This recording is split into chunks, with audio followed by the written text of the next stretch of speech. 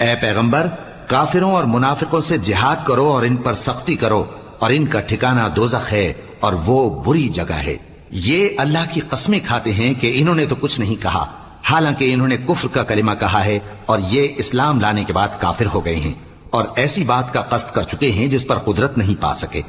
اور انہوں نے مسلمانوں میں عیب ہی کون سا دیکھا ہے سوائے اس کے کہ اللہ نے اپنے فضل سے اور اس کے پیغمبر نے اپنی مہربانی سے ان کو دولت مند کر دیا ہے۔ سو اگر یہ لوگ توبہ کر لیں تو ان کے حق میں بہتر ہوگا، اور اگر منہ پھیر لیں تو اللہ ان کو دنیا اور آخرت میں دکھ دینے والا عذاب دے گا، اور زمین میں ان کا کوئی دوست اور مددگار نہ ہوگا۔ اور ان میں بعض ایسے ہیں جنہوں نے اللہ سے عہد کیا تھا کہ اگر وہ ہم کو اپنی مہربانی سے مال عطا فرمائے گا تو ہم ضرور خیرات کیا کریں گے اور نیکوکاروں میں ہو جائیں گے، لیکن جب اللہ نے ان کو اپنے فضل سے مال دیا تو اس میں بخل کرنے لگے اور اپنے عہد سے روگردانی کر کے پھر بیٹھے، تو اللہ نے اس کا انجام